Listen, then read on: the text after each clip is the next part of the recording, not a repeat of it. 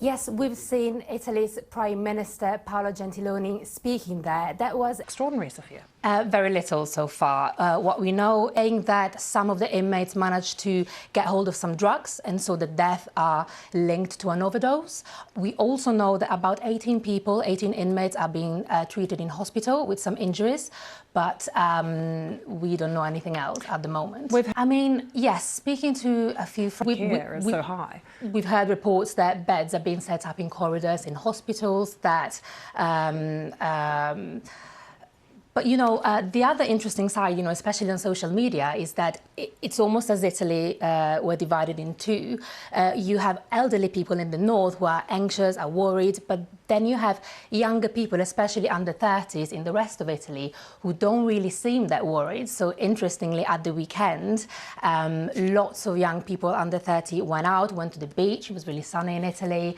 They went to restaurants, they went to bars. So the government had to come out and say, please, please, please don't leave your homes. This is dangerous even if you're under 30. Backlash, especially because, we know that schools and universities have been closed now for a week in Italy.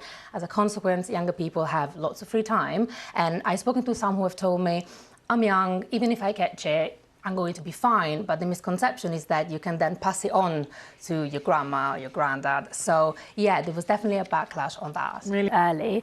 And interestingly, a team of doctors from China is on its way to Italy to help with the expertise, and they're bringing extra ventilators and face masks.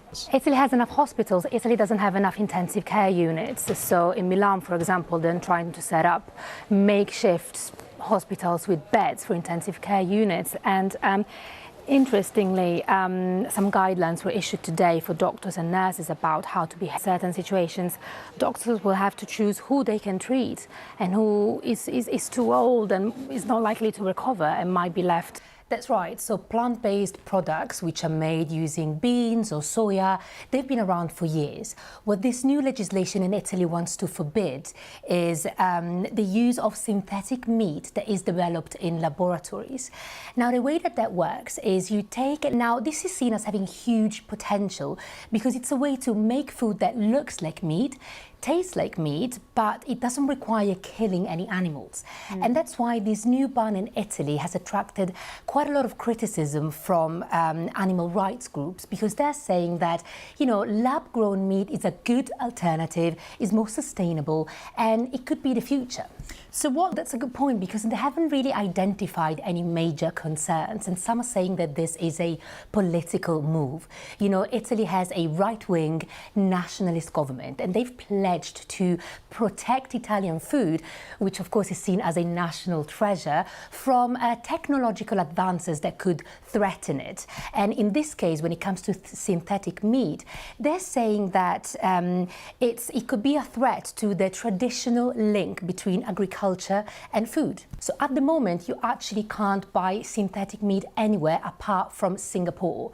But in Europe, there has been quite a lot of really promising research into how to develop it.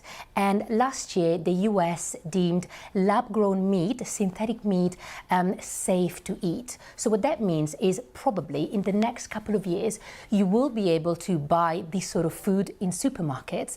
And because it's, sustainable, environmentally friendly, it could become quite popular.